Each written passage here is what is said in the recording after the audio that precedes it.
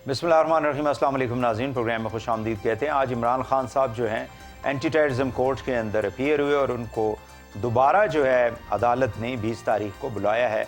और ये वही मुकदमा है जो उन्होंने एक स्पीच की थी फातिमा जिन्ना जो पार्क है इस्लामाबाद का, और उसका जो रेफरेंस था वो शहबाज गिल के ऊपर जो मुबैना तशद्दुद किया गया था विद इन द कस्टडी, और उनको जो अरेस्ट किया गया था उस हवाले से प्रोटेस्ट कर रही थी पीटीआई। और PTI chairman former prime minister जो है वहाँ पे एड्रेस करते हुए उन्होंने कुछ बातें की थी जिसकी बुनियाद के ऊपर ये केस जो है उनके खिलाफ बनाया गया। तो इन्हें अदालत में भी 22 तारीख को इस्लामाबाद हाई कोर्ट ने जो है फर्द जुर्म आयद करने का फैसला किया है। सो पाकिस्तान की जो सियासत है वो किस तरफ बढ़ रही है। दूसरी जानब खबरें ये आ रही हैं कि इमरान खान साहब जो हैं वो अमेरिकन डिप्लोमेट्स के साथ, सफारतकारों के साथ भी राब्ते में हैं, उनकी पार्टी के बाकी लोग भी राब्ते में हैं। और एक फर्म का भी बताया जाता है कि अमेरिका के अंदर हायर की गई है जो कि वहाँ पे कैंपेन करेगी पीटीआई के लिए टू क्रिएट अ गुडविल। सो ये सारी बातें, एक तरफ इमरान खान साहब का बयानिया कि इम्पोर्टेड गवर्नमेंट, अमेरिकन इंटरफेरेंस नामंजूर, दूसरी तरफ अमेरिकन के साथ राब्ते, और सैलाब जो है वो अपनी जगह पे के ऊपर है, तबाही जो मची हुई है मुल्क के अंदर, अभी तक पानी के अंदर लोग जो हैं वो बैठे हुए हैं। सो there are lot of challenges, लेकिन सियासी एतबार से मुल्क जो है वो किसी एक सिमत की तरफ जो है वो बढ़ता हुआ हमें दिखाई नहीं देता। जब तक मुल्क की सियासत दुरुस्त नहीं होगी तो बाकी जो मामलात हैं, ख़ासकर मईशत जो है उसका दुरुस्त होना एक सवालिया निशान रहेगा। मेरे साथ मौजूद हैं अज़हर सदीक साहब, advocate supreme court of Pakistan. मुख्तलिफ़ केसेस के अंदर जो हैं इम्पॉर्टेंट केसेस के अंदर अपीयर भी खुद होते हैं, उनको कवर भी कर रहे हैं। बहुत शुक्रिया अज़हर सदीक साहब। मुझे काइंडली पहले तो ये बता दें कि इमरान खान साहब ने आज कोर्ट के बाहर एक मरतबा फिर कहा कि ये दहशत गर्दी के कानून की भी तौहीन है, पाकिस्तान की तौहीन है कि मैंने एक मुतालबा किया और उसके मुकाबले में मेरे खिलाफ जो है इस किस्म के संगीन दफात लगा दी गई हैं और मुझे एक टेररिस्ट जो है वो डिक्लेयर करने की कोशिश की जा रही है। सो इमरान खान साहब सारे बयानियों को लेके कहाँ जाना चाहते हैं? बहुत शुक्रिया वही सब। देखिए, बातें तो बड़ी सीधी सी है कि एक इंसान को गिला ना करे, यानी वो जो बातें उन्होंने की है ना, हम उसको इस कॉन्टेक्स्ट में पता नहीं क्यों लेके जाना चाहते हैं कि जनाब उनका मकसद इदारों को तनकीद का निशाना बनाना था। 20 तारीख वाले दिन जब ये आप जाके खिताब किया इमरान खान साहब, उससे पहले हम वीडियो कॉन्फ्रेंस में मौजूद थे। वीडियो कॉन्फ्रेंस बड़ी डिटेल बातें हुई कि इसकी रेमेडीज क्या है, एडमिनिस्ट्रेटिव साइड पे क्या होना है, हाई कोर्ट क्या हो सकता है, सुप्रीम कोर्ट क्या हो सकता है, और वहां भी लफ्ज ये इस्तेमाल किए थे खान साहब ने कि मैं छोड़ूंगा नहीं। अब छोड़ने से मुराद उनका ये था कि इसको मंतकी अंजाम तक लेके जाना है कि जो कोई भी है कानून के मुताबिक लेकर, और ऐसी कोई उनकी इंटेंशन या मोटिव नहीं था कि कानून हाथ में लेना है या माजी में जिस तरह का काम पाकिस्तान मुस्लिम लीग नून करती आई है, सुप्रीम कोर्ट पे चढ़ दौड़े। लेकिन इमरान खान साहब का माजी जो है वो तो खैर इतना कोई ताबनाक भी नहीं है ना। 2014 में तो वो पार्लियामेंट के ऊपर पीएम हाउस में घुसना चाह रहे थे, जो कि ऑफिशियल यानी आईनी ओहदे हैं सारे। वहां पे भी आपको मालूम है कि 31 अगस्त को क्या हुआ था 2014 को। तो ये सिर्फ बयान की बेस पे आई थिंक कि इस कॉन्टेक्स्ट में लेना जो है वो फिर ज्यादा ही कोई सादगी दिखाने वाली बात नहीं हो जाएगी। नहीं वही सब है। मैं अर्ज करूं, देखिए दो चीजें देखनी है। अगर तो एक आदमी या अज़हर सिद्दीक ये बात करे ना तो फिर तो समझ में आती है कि ही हैज एन इंटेंशन या कोई चालाकी है उसके ज़हन में कि वो कंटेम्प्ट कमिट करता है। पॉलिटिकल पर्सनालिटीज को पॉलिटिकल स्टेटमेंट की नजर से देखना है। वो वजह क्या है कि ये पर्चे जितने हुए ना ये सारे कराए हैं हुकूमत ने, यानी 780 का पर्चा या मिसाल के तौर पर शहबाज गिल पे जो पर्चा कराया वो पीछे गवर्नमेंट है, यानी उससे मुराद किसी जज का नहीं था। नहीं, आप ये कहना जी, आप ये फरमाना चाह रहे हैं कि ये सियासी मुकदमात हैं और ये सारी हुकूमतें इस मुल्क के अंदर एक वतीरा रहा है कि जो भी पावर में आता है वो दूसरे को फिर स्क्वीज करने के लिए, अपने अंगूठे के नीचे रखने के लिए इस किस्म के मुकदमात जो है वो करता है। मैं तो सिर्फ ये बताना चाह रहा था कि माजी में एक्चुअली इमरान खान साहब ने ऐसी कुछ काम किए थे, जैसे बिजली के बिल को आग लगा देना। मतलब इनके दौर में तो किसी ने, एक सारफ बेचारा भी बिजली के बिल को आग नहीं लगा सकता, उसकी तो बिजली कट जाएगी। नहीं, मैं ये तो फैक्ट्स है ना, ये फैक्ट्स नहीं है। नहीं भाई साहब, बिल्कुल फैक्ट्स है। मैं ये बात नहीं करना चाह रहा। मैं ये कहना चाह रहा हूं कि क्या सिविल नाफरमानी की कोई तहरीक शुरू कर दी? क्या उन्होंने लोगों को कहा कि बिल देना बंद कर दें? ऐसा नहीं है। فرق صرف اتنا ہے یہ اس والے معاملے کو میں پولیٹیکل میں نے باقاعدہ ایک کالم لکھا ہے، یہ دہشت گردی کے 2 دفعہ لکھا ہے میں نے کہ یہ دہشت گردی جو ڈیفینیشن پاکستان کے اندر جو لگا ہے، یہ تو آپ کہہ سکتے ہیں مائلڈسٹ فارم آف ڈیفامیشن تو ہے، but it can not be terrorism. چلیں تھوڑا سا آگے چلتے ہیں ٹائم کم ہے. مجھے کائنڈلی یہ بتا دیں کہ کیا عمران خان صاحب کو یہ جو مائنس عمران خان صاحب کی جو بات کی جا رہی ہے، ظاہر ہے کہ میاں محمد نواز شریف صاحب جو ہیں وہ اس وقت یعنی ہی کین ناٹ کانٹیسٹ الیکشن، ان کے مقدمات چل رہے ہیں، ان کو بھی اسی طرح سے لوگ یہ سمجھتے ہیں کہ by design he was being removed from the political process. So اسی طرح کی کوئی چیز عمران خان صاحب کے ساتھ بھی ہونے والی ہے؟ دیکھیے میں تو جہاں تک میاں نواز شریف والا معاملہ ہے اس کی بات، وہ تو اوپن اینڈ شٹ چیز ہے. کیا آپ نے مس ڈیکلریشن کی؟ آپ نے عمران خان صاحب نے فارن فنڈنگ یا جس کو ممنوع فنڈنگ کہتے ہیں اس میں مس ڈکلیریشن نہیں ہے؟ میں وہی عرض کر دیتا ہوں کہ وہاں نواز شریف صاحب نے اپنے بیٹے کے حوالے سے ایک تو کیا جو کمپنیز تھی ان کمپنیز میں منی لانڈرنگ ہوئی، اور ان کمپنیز کو چھپانے کے لیے کہ اپنا بیٹے کا اقامہ، اس لیے دیکھیں جب تک آپ اقامہ نہیں ہے آپ ریزیڈنٹ نہیں ہو سکتے، اور اقامے کے لیے آپ کو تنخواہ دار ہونا ضروری ہے. اور وہ جو کہ مس ڈیکلریشن اس کانٹیکس میں تھی، جہاں تک اپنا ہائیڈ پارک کے حوالے سے اور ان چیزوں کے حوالے سے بات ہے، تو وہ منی ٹریل بھی نہیں تھا، وہ کیسے خریدا، یہ اسی لیے کرپشن کے کیسز بنے اور یہ چیز سامنے. عمران خان صاحب کے اگینسٹ نہ تو مس ڈیکلریشن کا معاملہ ہے، نہ ہی ان کے اگینسٹ کو کرپشن کے حوالے سے. مس ڈیکلریشن اس لیے کہ جہاں تک پارٹی کے صدر کی حیثیت سے بات کرے تو پارٹی تو کولیکٹیو وزڈم ہے، پارٹی کے صدر نے پارٹی کی ڈیکلریشن فائل کرنی ہے، ذاتی نہیں. اور یہ 62(1)F کا اطلاق وہاں ہوگا جہاں نومینیشن پیپر ہوں گے، تو اس لیے اس کیس کو اس کے ساتھ تو کمپیئر کیا ہی نہیں جا سکتا.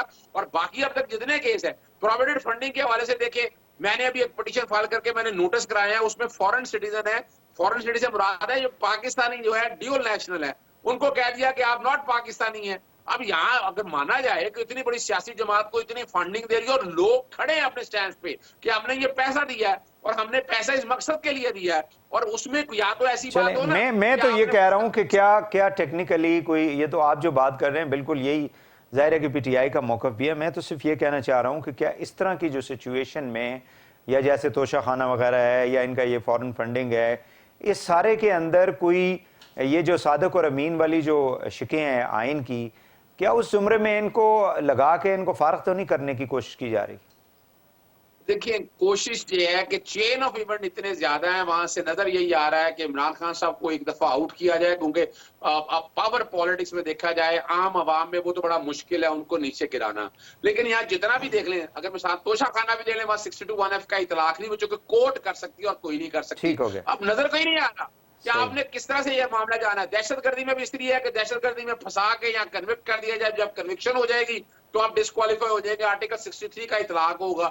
یعنی یہاں جتنے بھی معاملے ہیں، میں کنٹیمپٹ کے حوالے سے بڑا کلیئر ہوں. میں نہیں سمجھتا کہ کنٹیمپٹ کو الفاظ جو ہیں وہ کنٹیمپچوس ہیں یا کنٹیمپٹ میں آتا ہے سلائٹسٹ فارم آف ڈیفامیشن تو ہو سکتی ہے، لیکن وہ کنٹیمپٹ نہیں ہو سکتی ہے. اور آگے اگر چلیں اسے آگے مثال کے طور پر، اور انہوں نے معذرت بھی کر لی، اور نہ تو اس کنٹیمپٹ کے حوالے سے معذرت نہیں کی ہے نا، معذرت نہیں کی ہے، افسوس کا اظہار کیا ہے نا. چلیں مجھے یہ بتا دیں کہ عمران خان صاحب کا جو اپروچ ٹورڈز جوڈیشری ہے، فائنل کویسچن پہ آپ کیا سمجھتے ہیں کہ ہمارے ہاں یہ ایک رویہ رہا ہے سیاستدانوں کا کہ حق میں فیصلہ آ جائے تو آزاد عدلیہ ہے، خلاف آ جائے فیصلہ تو پھر مینجڈ عدلیہ ہے، یا جس کو کہتے ہیں فکسڈ عدلیہ ہے، یا ججز بھی فکس ہو رہے ہیں جیسے میچ فکس ہوتے ہیں، ایسی بھی لوگ باتیں کرتے رہے ہیں. سو ڈو یو تھنک کہ یہ رویہ ہمارے ملک کے اندر ٹھیک ہے اور عمران خان صاحب بھی ایسے ہی رویے کو لے کے آگے چلیں گے؟ نہیں، میں نہیں سمجھتا، اور نہ میری جو کہ عمران خان صاحب سے میری کئی حوالے سے بات ہوتی رہی، نہ ان کا یہ رویہ، نہ ایسے رویے کو وہ پروموٹ کریں گے. دوسری سیاسی جماعتیں یہ کرتی رہی ہیں اور وہ کرتے رہیں گے. لیکن پاکستان میں یاد رکھیے گا، ہم سب نے عدلیہ پہ یقین کرنا ہے، ہم نے اداروں پہ یقین رکھنا ہے، ہمیں یہیں سے انصاف ملنا ہے. آپ قانونی جنگ لڑیں، اور قانونی بہت اس کے اندر نکات موجود ہیں. اور یہاں ایک مسئلہ جو ہے کہ کیا دیکھیں بات بڑی ہے کہ اٹارنی جنرل آئے، اٹارنی جنرل نے کہا کہ 2014 میں معافی مانگی تھی کہ اب ان کو معافی نہ دی جائے. الیکشن کمیشن کے حوالے سے یہاں بات کی تو گورنمنٹ کی انٹینشن نظر آ رہی ہے کہ گورنمنٹ اٹارنی جنرل، لیکن عمران خان صاحب بھی جو ہے نا بار بار معافیاں مانگ کے پھر وہی چیزیں جو ہے نا ان کو ریپیٹ کر دیتے ہیں. شاید he is being carried away by the emotions. बहुत शुक्रिया आज़र सदीक साहब जी, बहुत शुक्रिया आपका। प्रोग्राम में नाज़रीन यहाँ पे एक शॉर्ट ब्रेक लेते हैं, वापस आके मुल्क की माशी सूरत हाल के ऊपर गुफ्तगू करेंगे। ब्रेक के बाद हमारे साथ रहिएगा।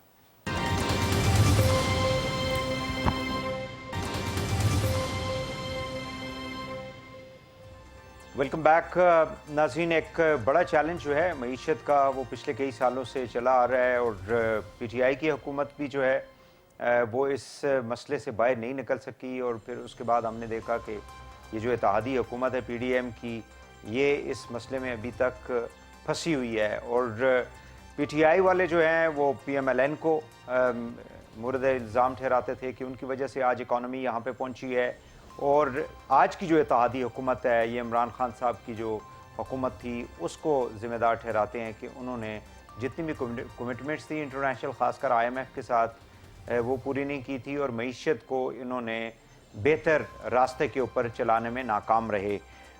आज सूरत हाल ये है कि हुकूमत ये कहती रही है पिछले तकरीबन 4-5 माह से कि IMF के साथ हमारा प्रोग्राम फ़ाइनल हो जाएगा, वहाँ से जब डॉलर्स आ जाएंगे तो हमारा जो सूरत हाल है डॉलर्स की वो बेहतर हो जाएगी, और ये जो हम देख रहे हैं रुपये की कदर में कमी आ रही है ये स्टेबल हो जाएगी। बल्कि कुछ लोग तो ऐसे थे वो ये कहते थे कि ये 200 से नीचे आ जाएगा, 180 तक, 190 तक आ जाएगा। बट अनफॉर्चुनेटली IMF के साथ हमारा एग्रीमेंट भी साइन हो गया, पैसे भी वहाँ से रिलीज़ हो गए, लेकिन आज डॉलर जो है ओपन मार्केट के अंदर 235 से 37 में ख़रीद व फरोख्त उसकी होती रही है।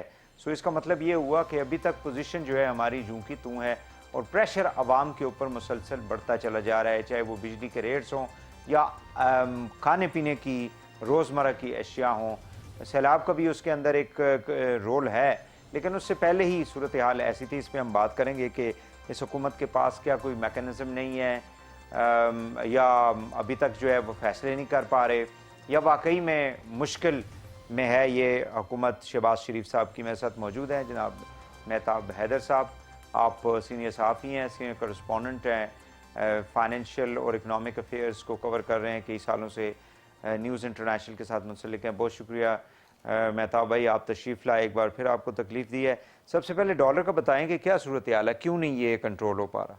देखिए, बुनियादी तौर पे इसको कहते हैं डॉलर लिक्विडिटी क्रंच, ठीक है, उसका शिकार हैं हम। हमारे पास डॉलर इनफ्लोज ज़्यादा नहीं है, और फिर जो फ्लड की डॉलर आ नहीं रहे, इनफ्लोज नहीं आ रहे, बिल्कुल ठीक है।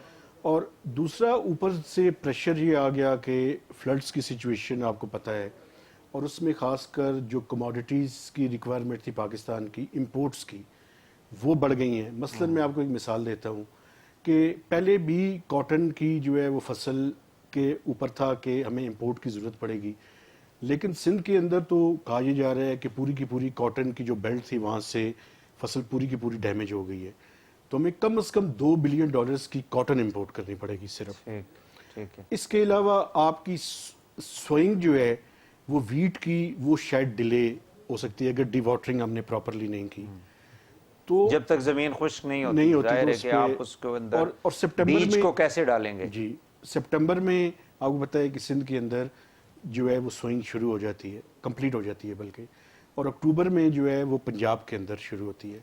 तो पंजाब का तो चले जनूबी जो अजला है वहाँ पे ही सिर्फ प्रॉब्लम है, लेकिन सिंध के अंदर जो मेजर कॉटन की और ये बेल्ट है वो डैमेज हुई है। तो एक तो ये हमारे जो है वो फौरी तौर पे नहीं, लेकिन मेरा सवाल ये है कि क्या इस वक्त जबकि ये सैलाब तकरीबन पिछले कोई 8 हफ्ते हो गए हैं सिंध के अंदर, हम कह सकते हैं कि आए हैं, तो कॉटन का क्या इस टाइम पे ये क्राइसिस हो गया है कि हम कॉटन जो है वो इंपोर्ट कर रहे हैं और हम डॉलर्स जो हैं वो बाहर भेज रहे हैं? नहीं, एक अभी हमने इंपोर्ट नहीं की। मैं आपको ये तो इस वक्त सिचुएशन क्यों नहीं ठीक हो रही? ये तो फ्यूचर में हम कह सकते हैं 6 माह बाद, 8 माह बाद ये सिचुएशन अभी आपको फौरी तौर पे 1 से 2 माह बाद विद इन 1 और 2 मंथ आपको इजाजत देनी पड़ेगी इसकी। तो जो मार्केट के अंदर फोर्सेस बैठी हुई हैं उनको पता है कि ये आपकी रिक्वायरमेंट बढ़ गई है। अभी आप ये देखें ना, आपको मैं मिसाल देता हूँ, टमाटर और प्याज की प्राइसेस आपने पिछले 2-3 वीक्स पहले देखी होंगी कि कितनी वो शूट अप हुई, क्योंकि शॉर्टेजेस जो है वो क्रिएट हो गई थी, सप्लाई साइड का भी इशू था, और फिर केपी के अंदर और सिंध के अंदर जो फसल थी वो भी खराब हुई। तो मार्केट फोर्सेस बैठी हुई हैं, उनको पता भी है, और फिर स्पेकुलेशंस भी है, इसमें भी कोई शक नहीं है। کہ ان کو یہ پتہ ہے کہ ان کی چونکہ امپورٹ کی ریکوائرمنٹ بڑھ رہی ہے تو ان کے ڈالر کے اوپر جو ہے ریکوائرمنٹ بڑھے گی تو ہم اسپیکولیشن کے ساتھ اور اس ٹائم ڈالر کو ہولڈ کر کے یا ہولڈ کر کے ہم اس پہ ایک منافع کما سکتے ہیں. اور اسپیکولیشن کا جو اسپیکولیٹرز کا ہے اس میں کوئی شک نہیں ہے کہ اس ٹائم رول ہے.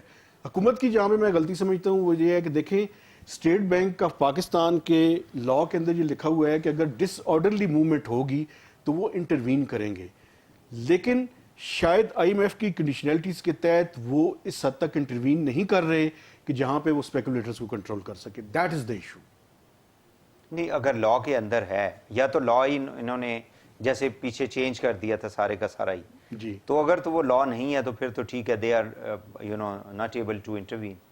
But if the law is there and they can intervene and state bank suppose to be intervene, تو پھر کیوں نہیں اسٹیٹ بینک کا میں موقف آپ کے سامنے رکھتا ہوں, پھر اپنا تجزیہ دیتا ہوں. ان کا موقف یہ ہے بیسیکلی کہ آپ کے ملک میں دیکھیں نا, آپ کے اسٹیٹ بینک آف پاکستان کے ریزروز جو ہیں وہ اس قابل نہیں ہے کہ آپ بہت زیادہ ڈالرز جو ہے وہ مارکیٹ کے اندر پھینک سکیں. ٹھیک ہے, لیکن اس کے ساتھ ساتھ یہ بھی ہے کہ اگر ڈس آرڈرلی موومنٹ ہو رہی ہوگی, مطلب ہے اگر اتنی ڈیمانڈ نہیں ہے اور اتنی ڈیمانڈ جو ہے وہ خام خواہ جنریٹ کی جا رہی ہے اسپیکولیشن کے ذریعے, تو وہاں پہ اسٹیٹ بینک کی ذمہ داری ہے کہ وہاں پہ انٹروین کرے. لیکن چونکہ ڈالرز کم ہیں, میں اسی وجہ سے کہہ رہا ہوں کہ ڈالرز کی لیکوڈیٹی کی کرنچ ہے, اور یہ کرنچ کس طرح دور ہو سکتا ہے؟ یہ کرنچ اسی طرح دور ہو سکتا ہے کہ ہم ڈالرز کی جو انجیکشن ہے اس کو بہتر کریں. وہ کس طریقے سے بہتر؟ وہ ایکسپورٹس کے ذریعے بہتر ہو سکتی ہے, یا تو ہم آئی ایم ایف سے مزید ریپڈ فائنینسنگ انسٹرومنٹ لیں, جیسے کہ آپ کو یاد ہوگا. لیکن یہ تو کہہ رہے تھے جی کہ سعودی عرب کے ساتھ ہمارا بڑا زبردست چل رہا ہے, وہاں سے اتنے ڈالرز آ جائیں گے, یو اے ای یہ کر دے گا, قطر یہ کر دے گا, چائنا تو چلو انہوں نے ڈپازٹ کر دیے تھے کچھ. تو یہ تو قوم کو کچھ اور کہانی جو ہے نا جب یہ آئے تھے تو, اور ان کی پھرتیاں جو تھیں وہ ایک پاؤں جو ہے وہ ایک ملک میں ہے, دوسرا پاؤں دوسرے ملک میں ہے. بنیادی طور پہ وہ ساری چیزیں آپ یہ دیکھیں کہ آئی ایم ایف کے پروگرام کے ساتھ لنک تھیں. وہ جس حد تک دیکھیں سعودی عرب کے ساتھ انہوں نے ابھی یہ کہہ رہے ہیں کہ 1.2 بلین ڈالرز کا ایڈیشنل ایگریمنٹ ہو چکا ہے, لیکن وہ ایگریمنٹ ابھی تک سامنے نہیں آیا. لیکن آئی ایم ایف کے لوگ اس بات کو کنفرم کر رہے ہیں وہ کیا تیل کی مد میں ہے یا کیش کی مد میں ہے؟ نہیں, وہ ڈیفرڈ پیمنٹ پہ آئل کی فیسلٹی ہے. 1.2 بلین ڈالر کی ایڈیشنل, 1.2 بلین ڈالر کی پہلے ہے تو 1.2 بلین ڈالر کی مزید آ جائے گی, تو یہ 2.4 ہو جائے گا. لیکن ابھی تک وہ ایگریمنٹ سامنے نہیں آیا. اچھا, تو بنیادی طور پہ وہاں پہ جہاں پہ ان کا کرٹیسزم بنتا ہے, لیکن آئی ایم ایف کے لوگ یہ کنفرم کر رہے ہیں کہ جو سعودی عرب کے ریپرزینٹیٹیو تھے آئی ایم ایف کے ایگزیکٹو بورڈ میں, انہوں نے کنفرم کیا تھا کہ ہم پاکستان کی مدد کریں گے جو کہ ایڈیشنل فائنینسنگ کی ان کی ریکوائرمنٹ ہے. لیکن وہ ایگریمنٹ ابھی تک پبلکلی سامنے نہیں آیا. یہ بات آپ کی ٹھیک ہے. تو وہ مطلب ایگریمنٹ نہیں آیا تو اٹ مینس کہ ابھی تک پیسے بھی اگر ہوئے ہوتے, وہ جب ایگریمنٹ کے بعد ہوتے تو انہوں نے تو پھر ظاہر ہے کہ لڈیاں ڈالنی تھی. وہ کک آف وہیں سے ہونا ہے جب ایگریمنٹ ہو جائے گا. تو ہاں, تو بیسیکلی ابھی تک وہ مٹیریلائز نہیں ہوا. یہ بات آپ کی ٹھیک ہے. اور جہاں تک یو ای اور قطر کی بات کر رہے ہیں تو وہ انویسٹمنٹ کی بات کر رہے ہیں. ہاں, یو اے اور قطر جو ہے وہ کس میں, پی آئی اے اور ایویشن میں انویسٹ کرنا چاہ رہے ہیں. وہ بیسیکلی اس پہ باتیں چل رہی ہیں جی. ایویشن میں ایئرپورٹس کا مینجمنٹ کنٹرول جو ہے یہ 2019 میں بھی آن ٹیبل تھا. یہ ابھی دوبارہ سے جب پرائم منسٹر گئے تو دوبارہ سے آن ٹیبل ہے. اب دیکھنا یہ ہے کہ اس پہ چیزیں کیسے انفولڈ کرتی ہیں. تو یعنی ایئرپورٹس کا کنٹرول ان کو دے دیں, مینجمنٹ جو ہے وہ ان کے حوالے کر. تو پی آئی اے جو ہے اس کا کیا ہوگا؟ پی آئی اے کے بارے میں بھی بات ہے, اور دوسرا ایک اور بات تھی R L N G plants کی. اچھا, لیکن ان کے طرف سے جو کیش کی بات ہے وہ نہیں ہے, وہ انویسٹمنٹ کی بات کر رہے ہیں. اور انہوں نے اپنے جو اسٹیٹمنٹ دی تھی اس میں بھی انہوں نے انویسٹمنٹ کی کمٹمنٹ کی. اسی طرح یو اے ای نے بھی اپنی انویسٹمنٹ کی کمٹمنٹ کی ہے کہ پاکستان کی جو مختلف کمپنیز کے شیئرز ہیں اس کے اندر وہ $1 بلین جو ہے وہ انویسٹ کر سکتی ہے. لیکن اب یہ ٹائم لیگ ہے. یہ نہیں ہے کہ انویسٹمنٹ آج آپ نے کی اور کل جو ہے وہ چیزیں ہو جائیں گی. میں فوری طور پہ جہاں سے ڈالرز آ سکتے ہیں وہ میں آپ کے سامنے رکھ دیتا ہوں. ایک تو آئی ایم ایف کے پاس ہم ریپڈ فائنینسنگ انسٹرومنٹ اور ایک ڈیزاسٹر کیلمٹی کا ان کا ایک پروگرام ہے. وہاں سے ہم لے سکتے ہیں, لیکن حکومت نے ابھی تک ان کو اپروچ نہیں کیا. اس کا مطلب یہ ہے کہ آئی ایم ایف کی طرف سے بھی ان کو کوئی پازیٹیو چیزیں, کوئی انڈیکیشنز نہیں مل رہے, کیونکہ ابھی تک فارمل ریکویسٹ نہیں. جو آپ نے بات کی ہے نا, مفتاح صاحب نے بھی ابھی ریسنٹلی جو ہے مطلب تقریباً کوئی ایک دن یا دو روز قبل جو ہے انہوں نے کہا جی ڈالر کا جو مسئلہ ہے وہ آپ کی ایکسپورٹس کے ساتھ منسلک ہے. آپ ایکسپورٹس بڑھائیں گے تو ڈالر آئیں گے, ورنہ کوئی. تو یہ تو ایک ایسی آپ بات کر رہے ہیں جس کی کوئی یعنی کوئی پتہ نہیں ہے کہ وہ آپ کی ڈیسٹینیشن کب آئے گی. ابھی آپ سفر میں 3 سال بعد سفر. ایگزیکٹلی, یہ تو ایک لانگ ٹرم وہ ہے, پلاننگ ہے. ایک تو یہ ہے کہ پولیٹیکل انسٹیبلٹی ہے ملک کے اندر, یعنی انسرٹنیٹی اتنی زیادہ ہے کہ کوئی بھی انویسٹر جو ہے وہ پاکستان کے اندر, چاہے وہ بڑی سے بڑا ملک بھی کیوں نہ ہو, وہ کیسے اس صورتحال میں انویسٹ کرے گا جس کا کوئی پتہ نہیں ہے کہ اپوزیشن کس ڈگر پہ جا رہی ہے. یعنی جلسے جلوس ہو رہے ہیں, ایک طرف ملک آپ کا ڈوبا ہوا ہے پانی میں, دوسری طرف جو ہے وہ جلسے اتنے بڑے بڑے ہو رہے ہیں, اور حکومت جو ہے وہ باہر کے لوگوں کو لے کے جہازوں میں گھوم رہی ہے, اوپر سے ان کو تصویریں بتا رہی ہے کہ دیکھیں جی ہمارا تو آدھا ملک ڈوب گیا ہے, لیکن مدد جو ہے وہ آنے کے لیے تیار نہیں ہے. آپ یہ دیکھیں کہ اس ٹائم جو کنزرویٹو ایسٹیمیٹس ہیں وہ یہ بتاتے ہیں کہ اکنامک لاسز 15 سے 18 بلین ڈالرز کے درمیان ہے, اور ری ہیبلیٹیشن کی اگر آپ ساتھ شامل کریں تو یو این کے سیکرٹری جنرل کو جو فگر دی گئی وہ 30 بلین ڈالرز کا دیا گیا. تو یہ آپ 45 بلین ڈالرز بن جاتے ہیں. یس, تو یہ آپ دیکھیں کہ کم از کم اتنی بڑی ریکوائرمنٹ ہے آپ کی اس ٹائم کہ اگر منیمم بھی آپ کریں تو 30 بلین ڈالرز آپ کو چاہیے اس ٹائم اپنے جو لاسز ہوئے ہیں, اکنامک لاسز, اور پھر لوگوں کو ری ایبلیٹیٹ کرنا ہے اور کنسٹرکٹ کرنا ہے ان کی چیزوں کو بہتر انداز میں. تو بڑی سچویشن ڈیفیکلٹ ہے سر, اس میں کوئی شک نہیں ہے. آئی ایم ایف کے پروگرام کے بعد ہم سمجھتے تھے کہ چیزیں بہتر ہو جائیں گی, لیکن فلڈ کو کسی نے پریڈکٹ نہیں کیا ہوا تھا. ایک طرف فلڈ آ گیا اور دوسری طرف یہ پولیٹیکل انسرٹینٹی اس کی کاسٹ ہے سر, اور وہ کاسٹ جو ہے وہ میں سمجھتا ہوں پے کرنے, اس میں اسپیکولیشن کا بھی بڑا ہاتھ ہے. ڈالرز افغانستان بھی جا رہے ہیں, اس کا بھی اسپیکولیشن ہے, اس طرح کی جو چیزیں ہیں, یا باہر کے ممالک جو انویسٹ کرنا چاہتے ہیں جن چیزوں کے اندر, یہ تو گورنمنٹ سے ریلیٹڈ چیزیں ہیں نا. گورنمنٹ کے پاس اٹ مینس کہ they didn't have any plan جب یہ آئے تھے, جب کیونکہ خود بھی بعض دفعہ یہ فرسٹریشن میں کہہ جاتے ہیں کہ جی ہمیں تو جو ہے نا زبردستی حکومت ہمیں دے دی گئی ہے.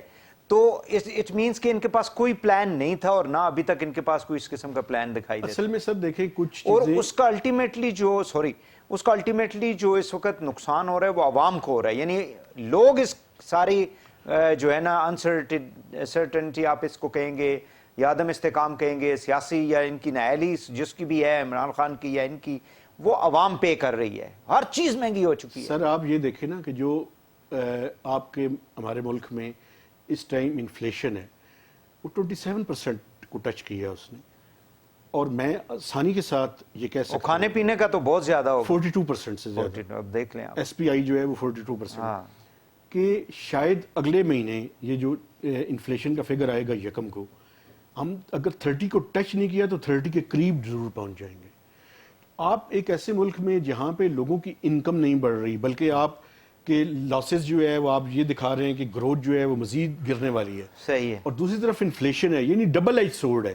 ایک طرف تو لوگوں کی انکم میں اضافہ نہیں ہو رہا, اور دوسری طرف مہنگائی بڑھ رہی ہے, 25 سے 30%.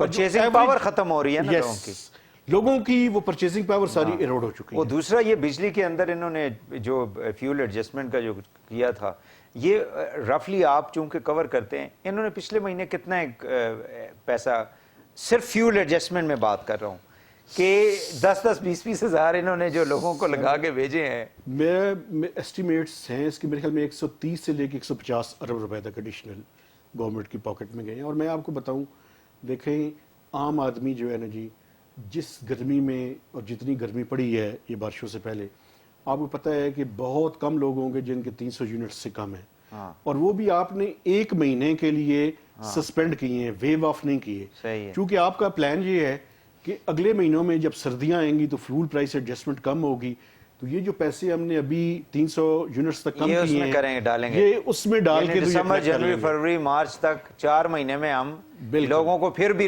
یعنی سکون نہیں ملے گا. ایک طرف گیس کا بل زیادہ آ رہا ہوگا, جی بالکل, دوسری طرف بجلی کا بل بھی آ رہا ہوگا. اس کی میں آپ کو ساتھ یہ بھی بتا دوں, دیکھیں لاسٹ ٹائم بھی لگتا تو یہ ہے کہ حکومت سارا ریونیو یہیں سے اکٹھا کرے گی. پاور سیکٹر کے بارے میں ہم نے گفتگو بڑی کی تھی, جی ہاں, اور مجھے بھی کہا گیا کہ آپ نے بڑی سخت باتیں کی ہیں, لیکن میں سمجھتا ہوں, آج بھی میں سمجھتا ہوں کہ دیکھیں یہ پاکستان کے لوگوں کے, اگر آپ اپنے پاور سیکٹر کی چیزوں کو ٹھیک نہیں کر پا رہے تو اس میں جو آنسٹ بل پے کرنے والا ہے اس کی کیا, اس کے ساتھ بڑی زیادتی ہو رہی ہے.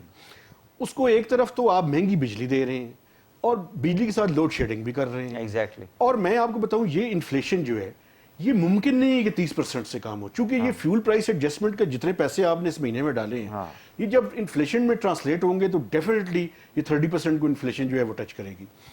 تو بنیادی طور پہ یہ جو فیول پرائس ایڈجسٹمنٹ ہے, آپ اگر بنیادی طور پہ چوری اور ان ایفیشنسی کو نہیں روکتے, تھیفٹ ہے, چوری ہے, ان ایفیشنسی ہے, 1000 ارب پیمنٹس جو نہیں کرتے بڑے بڑے لوگ جنہوں نے بل جو ہے وہ روک کے رکھے ہوئے ہیں, 1000 ارب روپے کی چوری ہے سر. اندازہ لگائیں 1000. وہ یہ میں میرے آپ سے یہ لیتے ہوں گے, یہ کیمرہ مین جو بیچارہ کھڑا ہے اس سے لیتے ہیں ڈیفینیٹلی. آپ یہ دیکھیں نا, میں پچھلی دفعہ بھی آپ سے بات کر رہا تھا, ڈیفنس بجٹ سے زیادہ آپ نے پاور سیکٹر کو پیسے دیے ہیں پچھلے سال, اور اس کے باوجود سرکولر ڈیٹ جو ہے وہ وہیں پہ کھڑا ہے بلکہ بڑھ گیا ہے. تو دیر از سم تھنگ رانگ. اس کا اگر ہم نے پاور سیکٹر کو ٹھیک یہ نہ تو کیا, اپنے آپ کو ایکسپیرینس کہتے تھے, ہم تجربہ کار ہیں, ہم نے میرے خیال میں اگر سخت بات اور دوسری بات بی ٹیم ہے نہیں, لیکن یہ اے ٹیم جو ہے یہ لوگ دیکھیں نا, they are all in power since 70s. چلو آپ 80s سے کہہ دیں, جی سر, 80s سے لے کے ون وے اور دا ادر بیچ میں جنرل مشرف کے آپ 7-8 سال نکال دیں تو یہی لوگ بیٹھے رہے پیپلز پارٹی بھی جب 70 سے بیٹھے ہوئے ہیں, یہی لوگ تو بیٹھے ہوئے ہیں نا. اب اگر کہتے ہیں جی ماضی میں غلطیاں ہوئی ہیں تو بھائی you are responsible for that. ایک تو سر ہمیں ہمارے گورننس کا سٹرکچر بہت آبسلیٹ اور خراب ہو چکا ہے, اور یہ دیکھیں ہر آنے والی حکومت پچھلی حکومت کو بلیم کرتی ہے, لیکن ہمیں اپنی سول سروس ریفارمز پہ جو ہے وہ کام کرنے کی ضرورت ہے. یعنی master of all Jack of none والے جو صورتحال ہے اس سے ہٹنا پڑے گا, سیکٹرز ایکسپرٹس کو چیزوں پہ لانا پڑے گا, ہمیں اپنی بیوروکریسی کے اندر میجر ریفارمز کرنی پڑیں گی. یہ جب تک نہیں ہوں گی یہ دیکھیں یہ چیزیں ٹھیک نہیں ہونے والی. اب ہم ایک ایسی سٹیج پہ پہنچ چکے ہیں جہاں پہ اسٹیٹس کو کے تحت اس ملک کو نہیں چلایا جا سکتا, یہ گورن نہیں کیا جا سکتا. لیکن اس کابینہ میں اگر پرائم منسٹر کو دیکھیں تو ہر دوسرا بندہ کوآرڈینیٹر بنا ہوا ہے, ہر دوسرا بندہ ایڈوائزر بنا ہوا ہے, ہر دوسرا بندہ وزیر. تو چلو ان کی مجبوری ہے, یہ 12-13 پارٹیاں ہیں ان کو تو انہوں نے اکوموڈیٹ کرنا ہے. But I think how you are going to run the country like I mean اس طرح کی بحیثی سے ملک کو کیسے آپ لے کے آگے چلیں. اوپر سے عمران خان صاحب ہیں, مطلب عمران خان صاحب کی مثال یہ ہے کہ وہ کراؤڈ پلر ہیں, وہ بال لے کے 11 کھلاڑیوں کو ڈاج دے کے بال جو ہے وہ آؤٹ کر دیتے ہیں, گول میں نہیں ڈالتے. 3.5 سال حکومت میں رہے ہیں, باتیں اتنی ان کی سن رہے ہیں آپ, کام جو ہے آپ دیکھ لیں نتیجہ کیا نکلا. میں سمجھتا ہوں جی کہ everybody is miss leading the nation. In fact میں آپ کو بتاؤں عمران خان صاحب کی فالوئنگ بہت زیادہ ہے, اور فالوئنگ ہے بھی ایسی. فالوئنگ تو سیلیبریٹیز کی دنیا میں تھوڑی ہوتی ہے. آپ یہ دیکھیں نا, جیسے ہی آپ یہ ٹویٹر پہ ڈالیں گے تو میری جو ہوگا وہ ہوگا, لیکن ایک بات ہے نا سر, ہوگا جو وہ تو گالیاں سب کو دیتے ہیں. دیکھیں نا, میں آپ کو بتاؤں گورننس زیرو. 3-3.5 سال میں ملک کو میں سمجھتا ہوں جتنا پچھلے 20 سالوں میں حکومتیں پیچھے لے کر نہیں گئی جتنی عمران خان صاحب لے کر گئے ہیں. 20-22 ہزار ارب کا قرضہ ہوا ہے اس ملک اس دیکھیں میں آپ کو بتاؤں کہ جتنی تیزی سے چیزیں ان کے عرصے میں ورسٹ ہوئی ہیں اتنی میں 22-23 سال مجھے جرنلزم میں ہو گیا میں نے نہیں دیکھی تھی. لیکن پرابلم یہ ہے کہ جب یہ آئے ہیں تو ان سے یہ توقع تھی کہ یہ اس کو روکنے کی کوشش وہی تو کہہ رہا ہوں نا, یہ روک نہیں پا رہے. یہ کہہ رہے کہ جی ہم ایکسپیرینسڈ ہیں. اب آپ نے کہا جی یہ بی ٹیم ہے, بالکل. تو یہ تو دیکھیں نا لوگوں کو تو ریلیف چاہیے نا. The people need a relief. کوئی بھی بندے اوپر بٹھا دیں, لوگوں کو چیزیں سستی دیں, لوگوں کی فیسیں بچوں کی. اب انہوں نے اسکولوں کے اندر یعنی ایک یہ جو فیول پرائس ایڈجسٹمنٹ تھا نا, وہ ایکسٹرا پیسے بچوں کو لگا کے بھیج رہے ہیں. ماں باپ جو ہے they have to pay for یہ بجلی کا جتنا بھی ہے سارا, پرائیویٹ اسکول جتنے بھی ہیں جتنے لیڈ وہ انہوں نے ایگزیکٹلی. یہ پچھلے 2 مہینوں میں لوگوں نے دیکھا ہے کہ یہ کیا یہ اس کے اندر جی بجلی کا جو ہے ایک انہوں نے اس کا وہ رکھا ہوا ہے 500 1000 2000, وہ بھی جو ہے نا ماں باپ کو وہاں سے بھی نقصان ہو رہا ہے. سر دیکھیں میں پھر وہی بنیادی طور پہ یہ پولیٹیکل انسرٹینٹی کو ختم کرنے کی ضرورت ہے. یار آپ نے کچھ امپورٹنٹ اپوائنٹمنٹس کرنی ہیں کریں, جو بھی کرنا ہے آپ نے, اس کے بعد الیکشنز کی طرف جائیں تاکہ پورا مینڈیٹ کے ساتھ آئے اور وہ اس ملک کو چلائیں. سب کی ضد ہے ایکچولی, لوگوں کی اپنی انا اس ملک کو لے کے جو ہے نا برباد کر رہی ہے. سر دیکھیں ہر بندے کی انا ہے اور اسے صرف اقتدار چاہیے. سر فرسٹریٹنگ باتیں ہم کر رہے ہیں, لیکن میں آپ کو ایک بات بتاؤں, اس time they are all part of problem, no one is solution. اگر آپ پارٹ آف سولوشن نہیں ہیں تو دین دیر از اے پرابلم. یہ جو چیزیں ہیں سر اگر ہم نہیں ٹھیک کریں گے تو پاکستان کے عوام اور خاص کر غریب کے ساتھ ہم زیادتی کر رہے ہیں سر. آخری سوال یہ سنا ہے کہ پاکستان یہ اسلام آباد کے کوئی کرکٹ گراؤنڈز ہیں ان کو بھی گروی رکھا جا رہا ہے یا کوئی بیچا جا رہا ہے یا کوئی اس طرح کی کچھ ٹویٹس آ رہی تھیں ٹو جنریٹ منی. میں نے بھی ٹویٹس پڑھی ہیں لیکن چونکہ یہ اس لیے سوال کیا کہ پیسے جنریٹ کرنے کے لیے یہ کیا جا رہا ہے نا, جس پہ کچھ لوگوں نے کافی زیادہ جو ہے نا واویلا بھی ڈالا کہ میں نے بھی ٹویٹس پڑھی ہیں سر, لیکن چونکہ بیسک انفارمیشن میرے پاس نہیں ہے. صحیح ہے. تو دیکھیں بنیادی طور پہ اور بہت سے طریقے ہیں. مجھے دیکھیں ہم پہلے بھی بات کریں, مجھے ایک بات بتائیں سر, پی ٹی آئی اور لیفٹ لینڈ پارک پتہ نہیں سنا تھا کہ وہ تو اس کے لیے ایئرپورٹ بھی ہم نے رکھے ہوئے ہیں, ایئرپورٹ تو گروی رکھے ہوئے ہیں, موٹر وے بھی رکھے ہوئے ہیں, اور وہ تو بنیادی طور پہ یہ جو ہم اسلامک بانڈ سکوک جاری کرتے ہیں یہ اس کی ریکوائرمنٹ ہے, لیکن وہ جب ہم ری پیمنٹ کر دیتے ہیں واپس بھی آ جاتے ہیں. لیکن بنیادی طور پہ ایک اور بات میں آپ کو بتاؤں, دیکھیں ہم انوویٹو آئیڈیاز پہ کیوں نہیں کام کرتے. آپ یہ کر رہے ہیں, آپ اس کے بجائے کنزرویشن پہ کیوں نہیں جاتے, یا پرائم منسٹرز کو کیوں نہیں لیڈ کرتے. صحیح بات. پہلے بھی ہم نے یہ بات کی تھی لیکن اس پہ کسی نے توجہ نہیں دی. بالکل صحیح ہے. بہت شکریہ مہتاب حیدر صاحب, بہت شکریہ. بڑی امپورٹنٹ باتیں آپ نے کی ہے. بجلی وغیرہ کے حوالے سے کچھ چیزیں تو رہ گئی ہیں لیکن دوسرے پروگرام میں ناظرین اس کو ہم ٹیک اپ کریں گے. یہاں پہ ایک شارٹ بریک لیں گے, واپس آ کے پروگرام کو آگے بڑھاتے ہیں. ہمارے ساتھ رہیے گا.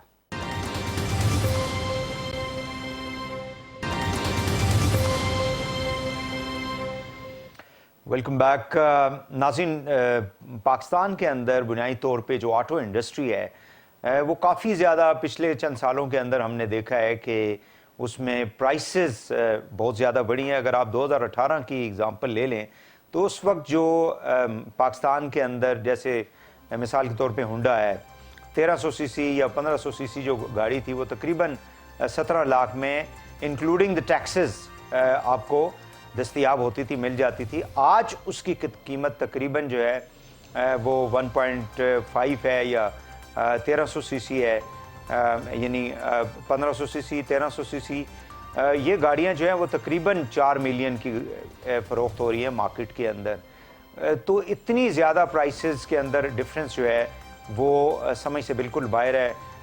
باوجود اس کے کہ ایک ڈفرینس ہم نے ڈالر کا دیکھا ہے روپی کے مقابلے میں, لیکن ہمارے یہاں بتایا ہی جاتا تھا کہ انڈسٹری منسٹری کا ایک ایگریمنٹ تھا, جتنی بھی باہر کی ہماری آٹو انڈسٹری تھی جو باہر کے ملکوں سے پاکستان کے اندر جو ہے وہ بڑی بڑی ان کی جو برانڈز ہیں انہوں نے یہاں کھول رکھے ہیں کہ 10 سال کے اندر پاکستان کے اندر اس کے پارٹس کی مینوفیکچرنگ ہوگی. بٹ انفارچونیٹلی ابھی تک ایسا کچھ نہیں ہوگا. وہ باہر سے منگا کے یہاں پہ اسمبلنگ کرتے ہیں, اور جس کی وجہ سے بہت زیادہ قیمت جو ہے وہ کسٹمر کو ادا کرنی پڑتی ہے.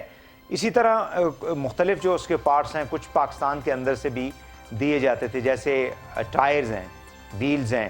اور آج اسی والے سے ہم آٹو انڈسٹری کے جو پرابلمز ہیں یا اس کے جو چیلنجز ہیں اس کے اوپر ہم گفتگو کریں گے. ہمارے ساتھ موجود ہیں جناب رزاق بنگالی صاحب ہیں, آپ چیف ایگزیکٹو آفیسر ہیں بلوچستان ویل لمیٹڈ کے, اور اس انڈسٹری سے پچھلے تقریباً 3-4 دہائیوں سے جو ہے وہ منسلک ہیں. بہت شکریہ بنگالی صاحب, آپ نے ہمیں ٹائم دیا. کائنڈلی مجھے یہ بتا دیں کہ آپ لوگوں کا اس وقت جو ہے مطلب جب سے یہ حکومت آئی ہے اس وقت کیا ایشو چل رہا ہے آپ لوگوں کا آٹو انڈسٹری کے ساتھ؟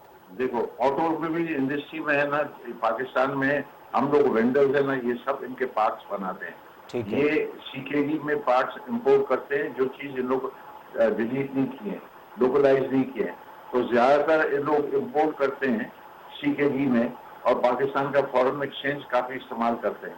گورنمنٹ کے پاس فورن ایکسچینج کی شارٹیج. اچھا بنگالی صاحب مجھے یہ بتائیں کہ سی کے ڈی میں کون کون سے یعنی پارٹس جو ہیں گاڑی کے وہ یہ امپورٹ کرتے ہیں جو لوکلی مل سکتے ہیں, یہاں پہ مینوفیکچر ہو سکتے ہیں, آپ لوگ بنا سکتے ہیں؟ سر جتنے بھی پارٹس ہیں انجن کے علاوہ, انجن ایک ایسی چیز ہے جو کہ تھوڑا ڈیفیکلٹ ہے یوز کرنے کے لیے, لوکلائز کرنے کے لیے. باقی ہر چیز ہے, پسٹن ہے, گیئر ہے, اسمبلی لائن ہے, آپ جو بھی کہو, ٹائر ہے, ویل کیپس ہے, یہ سب چیز لوکلائز ہو رہی ہے. اب ان لوگ لوکلائز کرتے نہیں ہیں, ان لوگ امپورٹ کرتے ہیں اپنے پرنسپل سے. اور یہ گاڑیاں جو آپ نے کہا کہ اتنی مہنگی ہو گئی ہیں, لازمی ہے ڈالر کا افیکٹ تو ہوا ہے, مگر ان لوگ جب اتنے سارے سی کے ڈی پارٹس امپورٹ کرتے ہیں تو ان کی لینڈنگ کاسٹ بڑھ جاتی ہے. اچھا پھر یہ سال میں 4 سے 5 دفعہ پرائس انکریز کرتے ہیں اور منافع کرتے ہیں. اگر یہ منافع بھی لگے رہیں گے تو گاڑیاں کون پرچیز کرے گا؟ ابھی حالت یہ ہے کہ ان کی فیکٹریاں اب انہوں نے نان پروڈکشن بیس کر دی ہے, ان لوگ مال بناتے نہیں ہیں. اچھا اب نہیں بناتے ہیں اور گورنمنٹ کو بلیم کرتے ہیں, تو پھر ہم جیسے وینڈرز ہیں جو ان کو سپلائی کرتے ہیں, ہم لوگ 150 پونے 200 وینڈرز ہیں, تو ہمارے سے وہ مال نہیں لیتے ہیں, تو ہماری industry at a standstill آ گئی ہے. یہ سچویشن ہے. اچھا بنگالی صاحب مجھے یہ بتائیں کہ آپ کہتے ہیں جی آپ لوگ وینڈرز ہیں, آپ لوگوں سے مال نہیں لیتے. 175 از اے ویری ہیوج نمبر, بڑا نمبر ہے یہ, 175 کے قریب. تو پھر اگر یہاں پہ یہ لوگ آپ سے لیتے نہیں تھے تو پھر آپ لوگوں نے کیوں اسٹیبلش کی تھی یہ انڈسٹری؟ مطلب کیا پہلے لے رہے تھے اب نہیں لے رہے, یا آپ لوگ ایکسپورٹ کر رہے تھے, کیا کرتے تھے؟ ایسی بات نہیں ہے. میں ابھی بھی اوور 10 ملین ویلز سپلائی کر چکا ہوں, سوزوکی کو, ٹویوٹا کو, اور اس کو اپنے کیا کو ہم سپلائی کر رہے ہیں. مگر جو نئے پروڈکٹ آتے ہیں, جیسے کلٹس کا پروڈکٹ ہے, آج سے 7 سال پہلے آیا تھا کلٹس.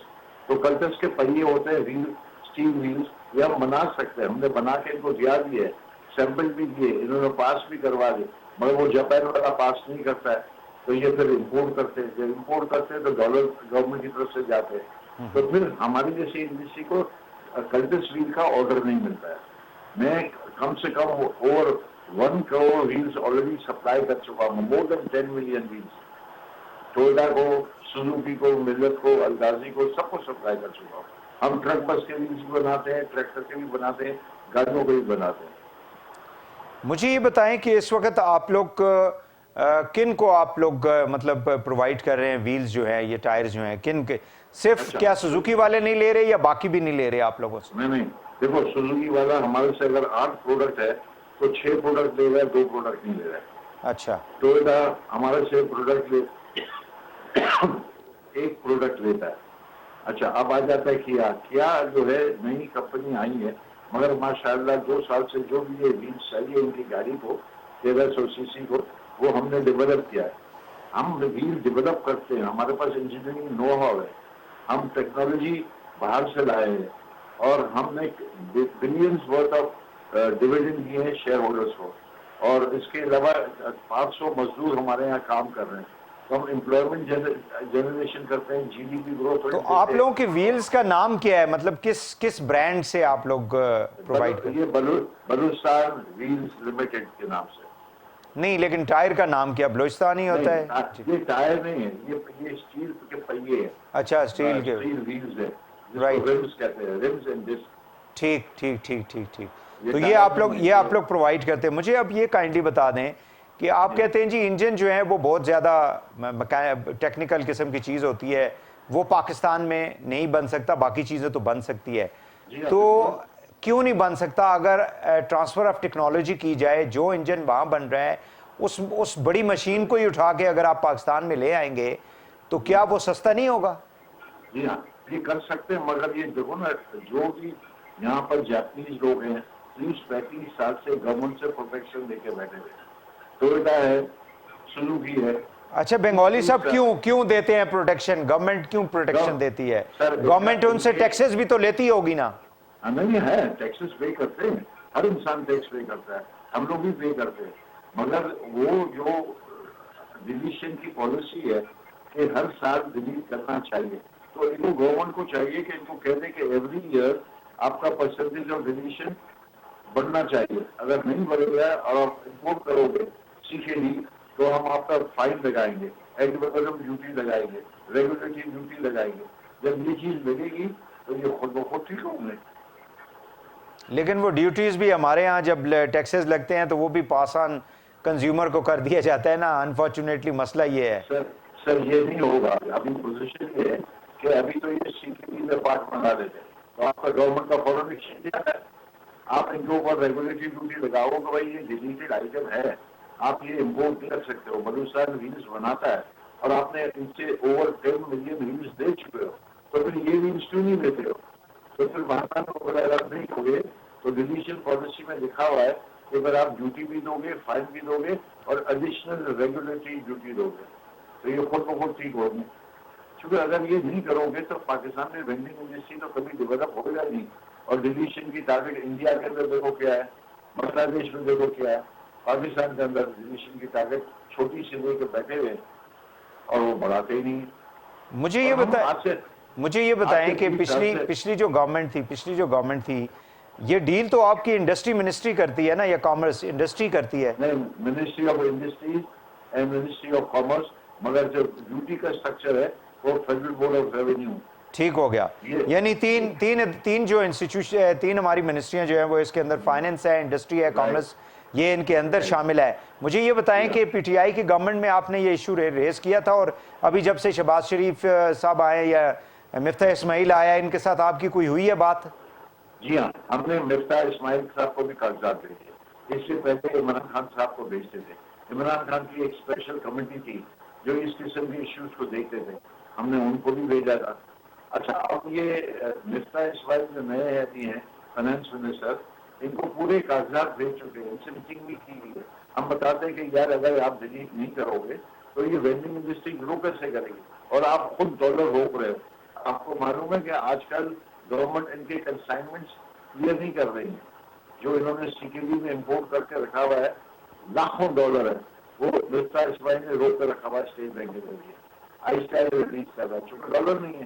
تو اگر یہ ہمارے جیسے وینڈنگ انڈسٹری ہے، ہم ان کے پارٹس بناتے ہیں، 20 سال سے 30 سال سے بنا کے دے رہے ہیں، تو یہ اگر کلچرس کا ایک ریل ہے جس کا بھی آرڈر ہمیں دے دیں، جو نئے ریل بنائیں ہم کر سکتے ہیں، ہمارے پاس ٹیکنالوجی ہے۔ اچھا، مجھے بنگالی صاحب یہ مجھے بتائیں کہ ہمارے ہاں پہلے یہ تھا کہ سوزوکی والے چھوٹی گاڑیاں بھی بناتے تھے، جیسے آپ کی مہران تھی، اس کے علاوہ بھی جو ہے نا کیریج لے جانے کے لیے بھی چھوٹی گاڑیاں جو ہیں وہ بلان ٹائپ کی بناتی تھی۔ اب I don't have an idea, جی راوی وغیرہ۔ اب جو ان کی آلٹو جو ایک برانڈ ہے وہ تقریباً 25 لاکھ کا ہو گیا ہے، جو کہ پاکستان کے اندر تقریباً 6 سے 7 لاکھ کی جو ہے 3-4 سال پہلے مل جاتی تھی گاڑی۔ تو یہ کتنا ایک پیسہ جو ہے وہ یہ جتنے بھی مینوفیکچرر ہیں، 3 بڑے جو اس وقت برانڈ ہے پاکستان کے اندر، وہ ایک گاڑی کے اوپر مطلب کتنے % پیسے کماتے ہوں گے؟ میں آپ کو بتاؤں، ان لوگ ایک پیسے جو کماتے ہیں جو یہاں پر کمپنیوں میں شو کرتے ہیں، اور اس کے علاوہ یہ لوگ جو ٹرانسفر اور پرائسنگ کرتے ہیں، جو پارٹس ڈیلیٹ نہیں کرتے ہیں، وہ اپنے خود کے پارٹنر سے امپورٹ کرتے ہیں۔ یہ ایک ایک گاڑی پہ اگر 40 لاکھ کی اگر گاڑی آٹو کی ہے تو 40 لاکھ کے اندر ان کے 5 لاکھ تو کراچی کے اندر یا پاکستان میں شو کرتے ہیں، اور 10 سے 12 لاکھ روپے شو ٹرانسفر اور پرائسنگ ہے۔ تو لازمی ہے جاپان والا تو بڑا خوش ہوگا کہ ایک ایک گاڑی پہ 10 لاکھ روپے ٹرانسفر اور پرائسنگ ہو رہا ہے، اور یہ ڈیلیٹ نہیں کر رہے، تو گورنمنٹ پیسے لوز کر رہی ہے۔ تو اس سے فائدہ کیا؟ مفتاح اسماعیل اور جو بھی فائنانس منسٹر آتا ہے، ابھی تو مفتاح اسماعیل صاحب ہے، ان کو چاہیے کہ ان پہ ایک ریگولیٹری ڈیوٹی لگائے اور کہہ دے بھائی تم لوگ ریلیز نہیں کرو گے، ہمارے پاس کوئی چوائس ہی نہیں۔ چلیں، بہت شکریہ آپ کا، بہت شکریہ رزاق بنگالی صاحب، چیف ایگزیکٹو آفیسر ہیں آپ بلوچستان ویلز لمیٹڈ کے۔ ناظرین، آج کے لیے اتنا ہی۔ وحید حسین کو پروگرام سے اجازت دیجیے، اللہ حافظ۔